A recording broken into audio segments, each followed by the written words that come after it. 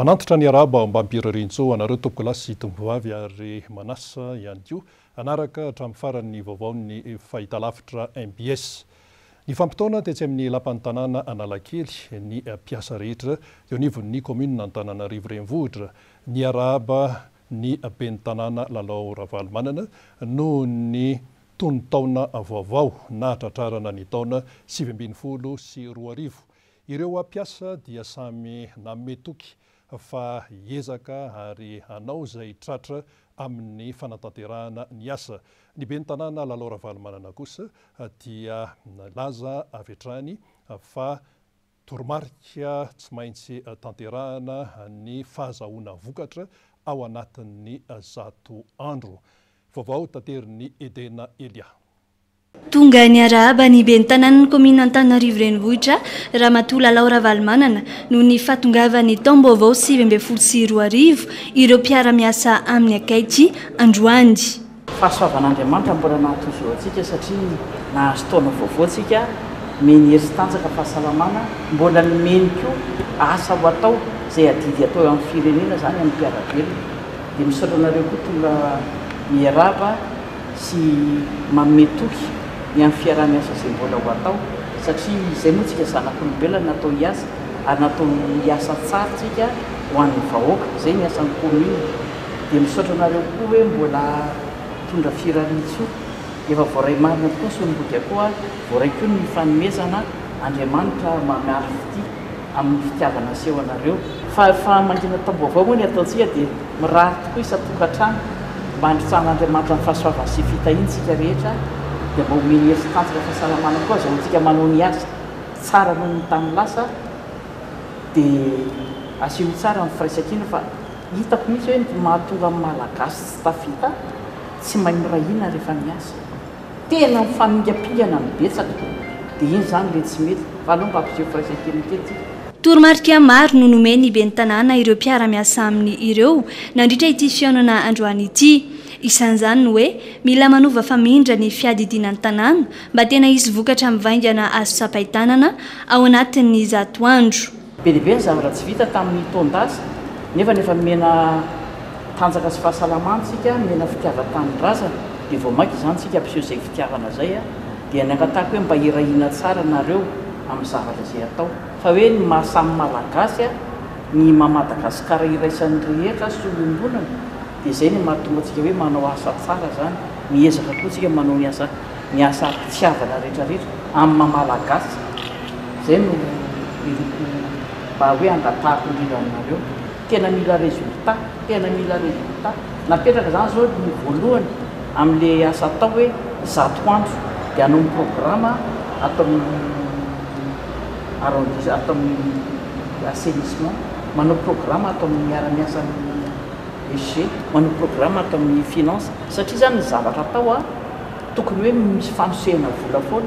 Vao niresana teo hoe misy efa manomboka ny Mosbe le manao manadio kanalina mandritra ny 2020 andro. Voninatrandy ireo mpiara-miasa eo anivon'ny tanàna Antananarivo renivohitra hifanome tanana amin'ny ben'ny tanàna Lalao Ravalomanana ary hanohy ny asa ho tsaratsara mihoatra noho ny tamin'ny taon-dasa.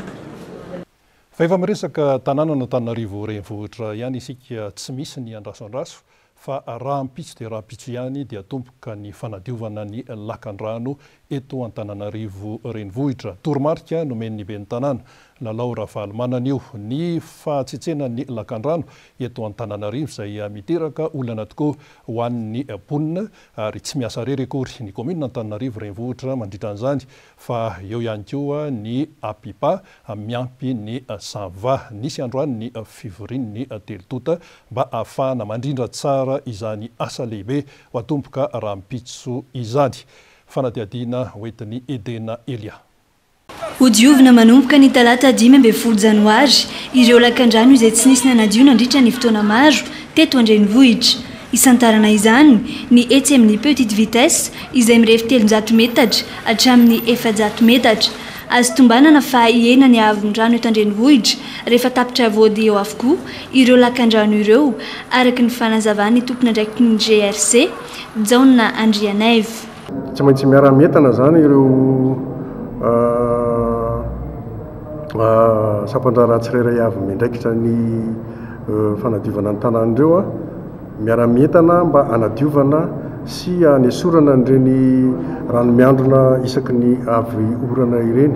Ahitana zany ny fanadiovana le atao hoe grand chenal dia misy tatatra ihany koa mirefy eo amin'ny 300 metatra eo manaraka ny petite vitesse iny ary ny fanalana ny fasika ao amin'ny atao hoe chambre à sable ambanin'ny bolay ao.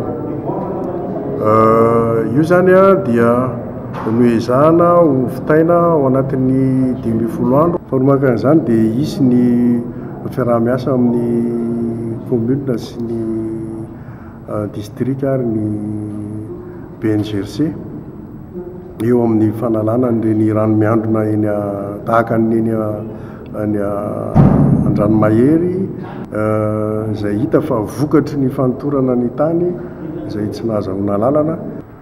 Aorian'izay dia hiditra eny amin'iny ambodin'ny sotry iny mitetezana fovoany dia misy le atao hoe ceinture caniveau couvert miampy an'le atao hoe avaloir ary canal selouvera eny amin'iny canal Andriambelominy amin'ny 2010 andro manaraka an'le asa natao voalohany teo zany no anaovana an'izay. Dia manaraka an'izay dia ho atao koa ny eny sotry eny Andranomanalina centre eny dia ny Andranomanalina voalohany anadio ny canal avy eny amin'ny midina avy any Soavinandriana makany Maskara ary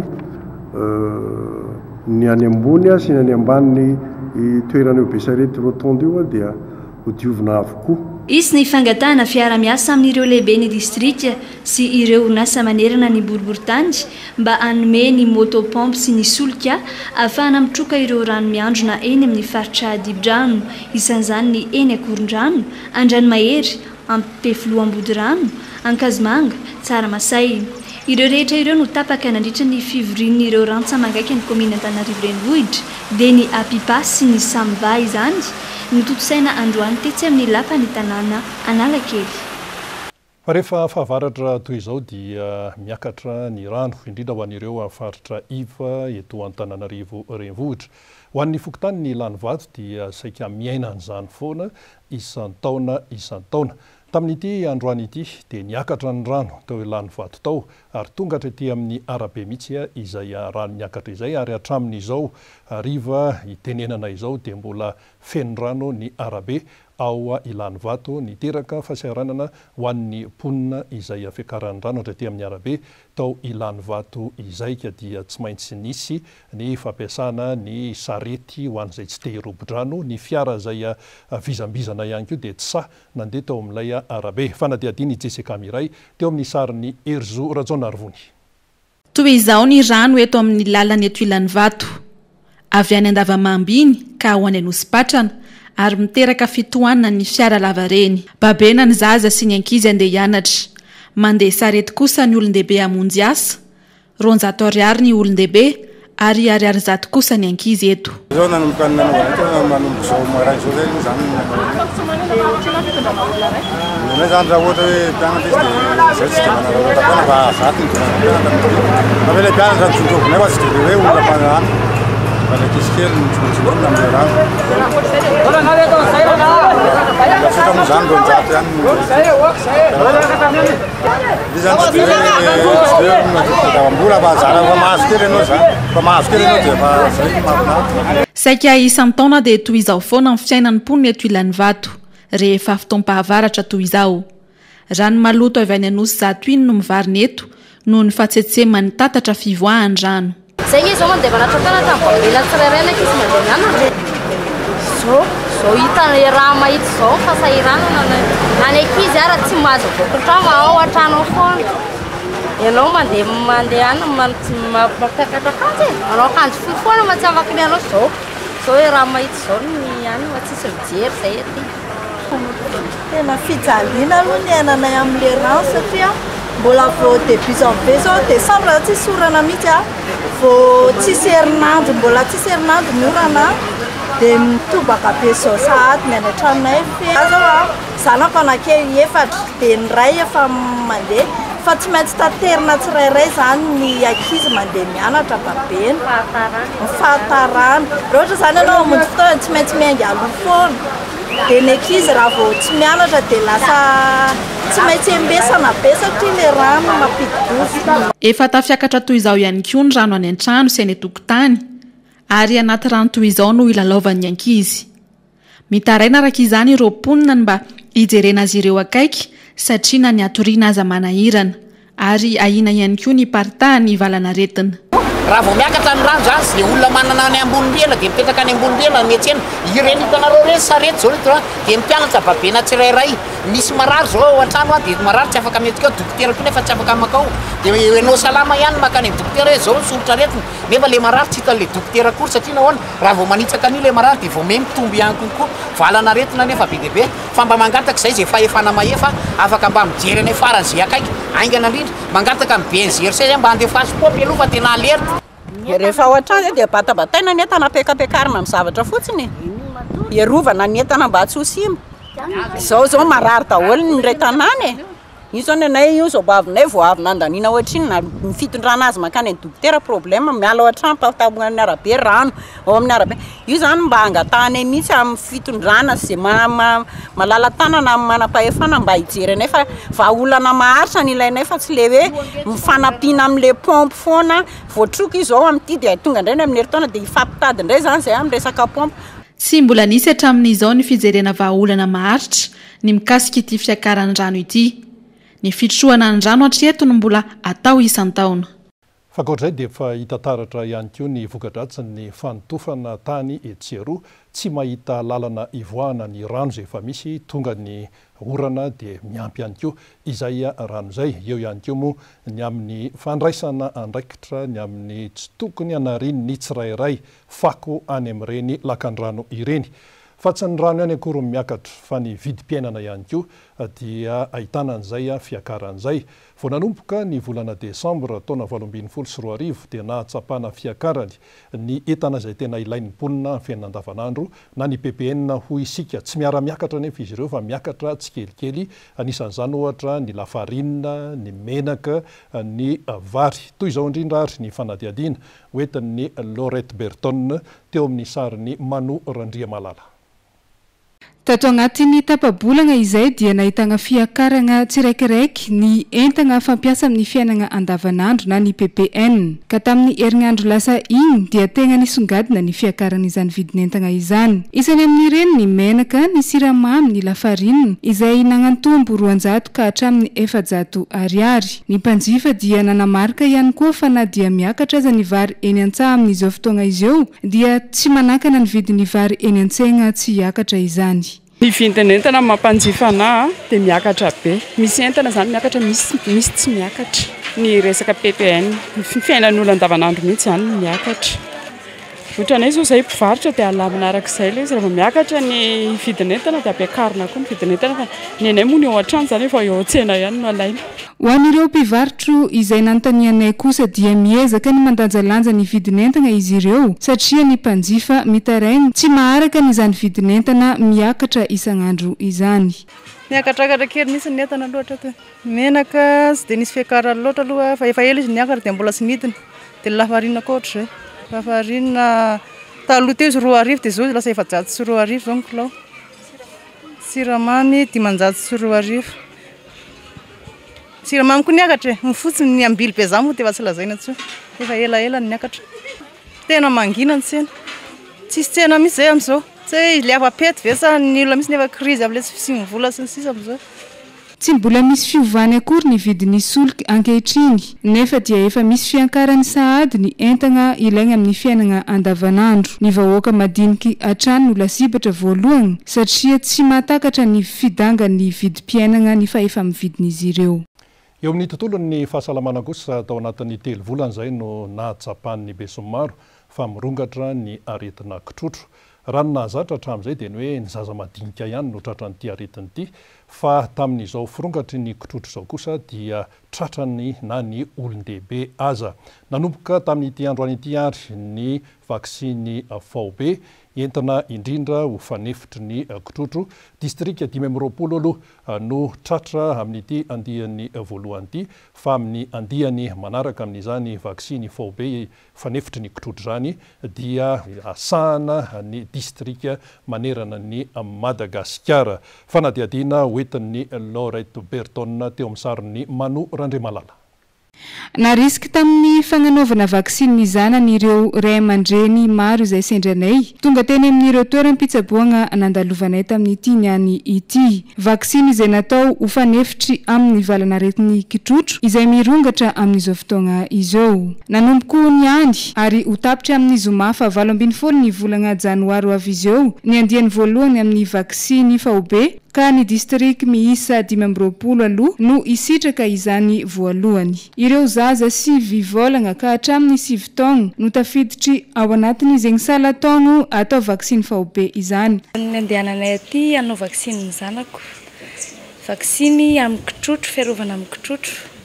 Satria mba ho fiarovana azy marobe ny voeny amin'ny manodidina anay amin'izao efa ela dia izy hatreto aloha mbola tsy fo dia izao izy vao feny 9 volana dia mizana hoe hoaka aty ho atao ny vaksiny fiarovana amin'ny kitrotro. Tondra ny zanako atao vaksiny satria le zanako kely vao amam-bolana efa vao amin'ny vaksiny dia noentiko tato amin'ny voan'ny kitrotro dia noentiko tato amin'ny CSBDO izy dia henoko tamin'ny dokotera tato hoe miverina indray le vaksiny amin'ny le manaovana le vaksiny amin'le kitrotro dia noentiko tato ny zanako satria matahotra amin'le kitrotro. Le voany zao vao 7 volana latsaka dia ity zanako ity 5 taona dia noentiko aty mihitsy satria matahotra tompoko. Zava-dehibe ny fagnanaovana vaksiny ny zaza rehefa misy ny vaksiny VB karaha zao satria miaro ny zaza amin'ny valanaretina izay mirongatra izany. Tsy aivony fa misy ny vaksiny maromaro tsy maintsy atao ny zaza vao teraka hatramin'ny 7 volana ka takiany any anivon'ny sekoly ireny rehefa tonga ny fotoagna izay idiran'ny zaza hianatra. Vao teraka ny zaza dia mila atao vaksiny ka le vaksiny vao teraka miaro amin'ny tuberculose BCG. Io BCG io zany tokony atao miaraka amin'ny polio 0 dia io miaro ny zaza amin'ny tuberculose. Rehefa feny 6 semaines indray le zaza dia atao vaksine na diphtérie, tétanos, coqueluche dia miaro an'le zaza amin'izay aretina diphtérie, tétanos, coqueluche zay.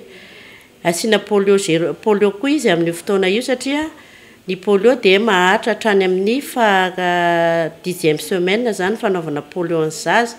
Miaro amin'le kosa hatramin'ny poliomyélite.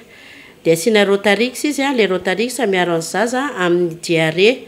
Dia ny PCV10 zany miaro ny zaza amin'ny méningite sy pneumonie ary ny otite. Dia io misy 3 séances le diphtérie, tétanos miaraka io anankitelo io misy 3 séances.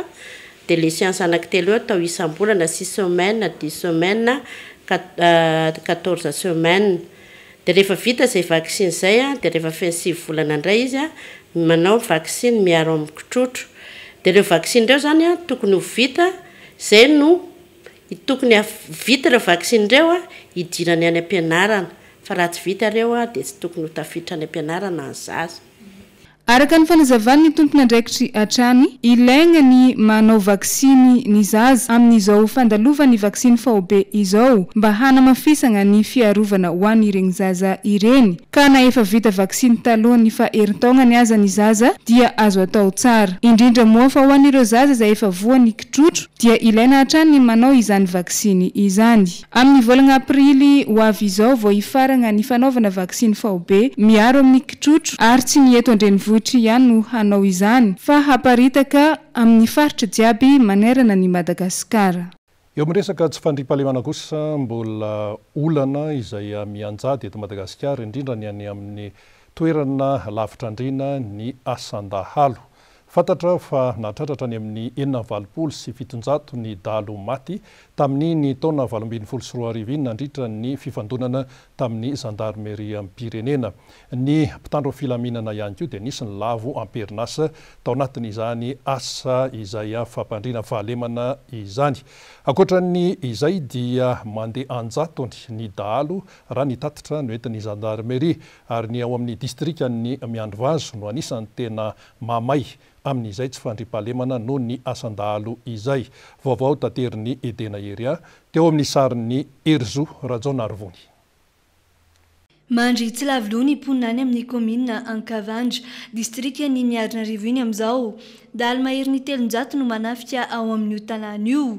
Raha ny fampitam-baovao voarainay avy any an-toerana dia noho ny disadisa mpiara-monina teo amin'ny olona teo an-tanàna no ny andohan'ny olana ka ny afara tamin'izay fanafiana izay.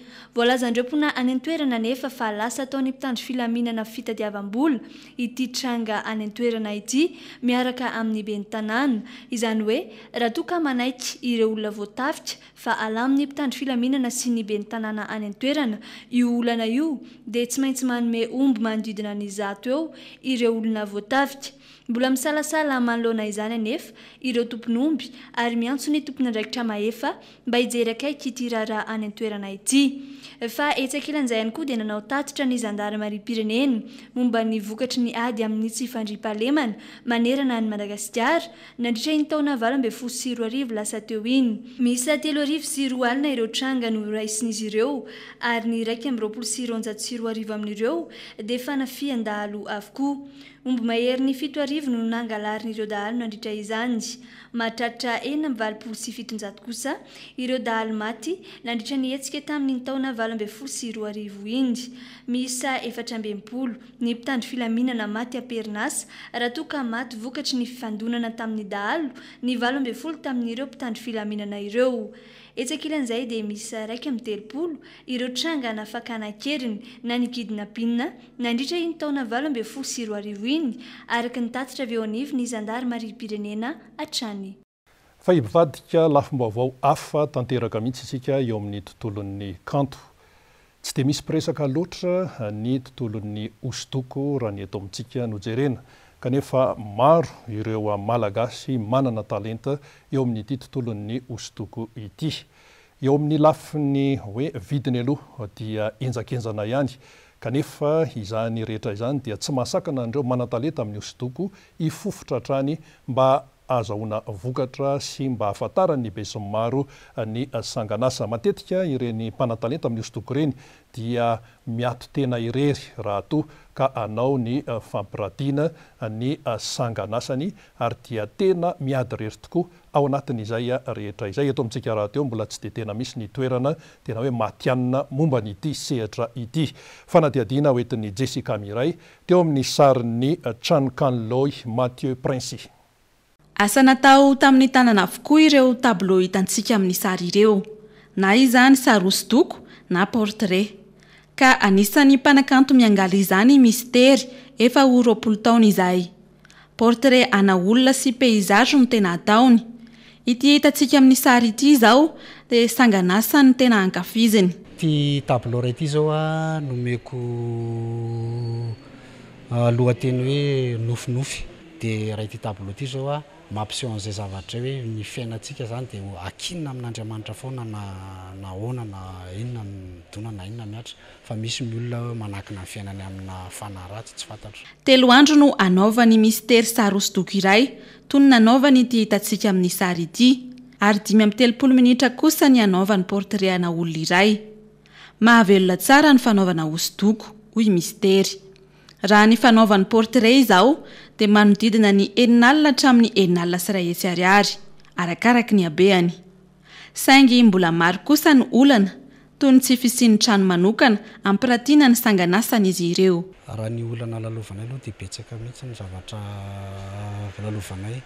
Voalohany amin'izany zao ohatra ny hoe ny toerana fampiratiana ohatra nytony matetika tsy maintsy andoavam-bola. Dia raha ohatra ianao ao anatin'izay varotra fampiratiana izay raha misy tsy fahalafosanao tableau dia mety hiteraka faty antoka ao anay ilay izy. Raha izay dia ny olana ihany koa ny ohatra ny hoe fitaovana zany matetika tsy misy eto toerana sasany le tena hoe qualité tsara zany tsy misy eto Madagasikara ohatra ny hoe manafatra ianao vao mahazo an'ilay zavatra tena ilaina sady mivoaka tsara. Ny fahatelo mpanjifa zao raha malagasy mbola hita hoe ambanimbany ny farisia malagasy anjifa tableau raha tableau ndresahako. Nisy moa ny varotra fampiratiana no karakarain'ny mpanao hosodoko 12 ao amin'ny tahalarariasina izay farana raha ampitso. Eo amin'ny fanatanjahantena kosa dia fantatra fa ilay mpilalao baolina kitra afrikana teratany Egyptiana Mohamed Salah no nandrombaka ny anaram-boninahitra ny mpilalao baolina kitra afrikana mendrika indrindra tamin'ny taona 2024 iny. Ho an'ny mpanaraka baolina kitra aty Afrika ka anisan'izany isika eto Madagasikara izay andray anjara amin'ny CAN 2024 dia mendrika tokoa ho an'ny Mohamed Salah izany anaram-boninahitra izany ary dia natolotra ho azy tamin'ny herinandro teo tany Senegal ny marika nazahoany an'izany anaram-boninahitra izany arahoariny fanadihadiana momba n'ity mpilalao baolina kitra Egyptiana Mohamed Salah ity. Fandroan zao i Mohamed Salah na i Mohamed Salah Gali teratany Egyptiana mpilalao iraisam-pirenena Egyptiana amin'ny baolina kitra no nandrombaka izany anaram-boninahitra ho mpilalao mendrika indrindra taty Afrika izany. Milalao amin'ny FC Liverpool ny Angleterre ny lehilahy ary na tafiditra baolina 2-telopolo nandritra ny fiadinany tompon-daka ny Angleterre na ny Premier League tamin'ny tao-pilalaovana 17-20 sy 20. Ny faninana taminy i Sadio Mané teratany Sénégalais miara milalao aminy ao amin'ny FC Liverpool, teo ihany koa i Pierre-Emerick Aubameyang teratany Gabonais milalao ao amin'ny Arsenal mbola ny Angleterre ihany. Fa akoatran'izay dia ao anatin'ny herin'ny tsara mihitsy Mohamed Salah amin'izao fotoana izao 29 taona ny lehilahy ary hiatrika mazava loatra ny CAN 2024 tanterahana any amin'ny fireneny any Egypta izany. Ny Barea malagasy moa dia anisany mandray anjara amin'izany CAN 2024 sy 20 izany. Anisany navoaka ihany koa tamin'ny lanonana nanomezana ny Mohamed Salah izany anaram-boninahitra izany ny antsoina hoe équipe type africaine ka anisany tafiditra tao anatin'izany ohatra ry Benatia milalao amin'ny Juventus de Turin any Italie, ry Bailly milalao any Manchester United any Angleterre, tao ihany koa ry Koulibaly milalao any Naples any Italie. Tsy nisy aloha ny mpilalao malagasy tafiditra tao anatin'izany ekipa tipa izany fa heverina fa mbola isy ihany zany rehefa misy ny ezaka sy ny fahavononana ary mino ihany koa ny atao hoe fahombiazana ary tsy maintsy tonga ny fahombiazana rehefa milofo amin'izay atao ny tsirairay. Izay ihany koa no namarana ny vaovao teto amin'ny fahitalavitra MBS tamin'ity fotoana ity. Saorana ianao naharitra naraka hatramin'ny farany amin'ny fotoana manaraka indray dia ifampitoana eto isika mankasitraka tompoko.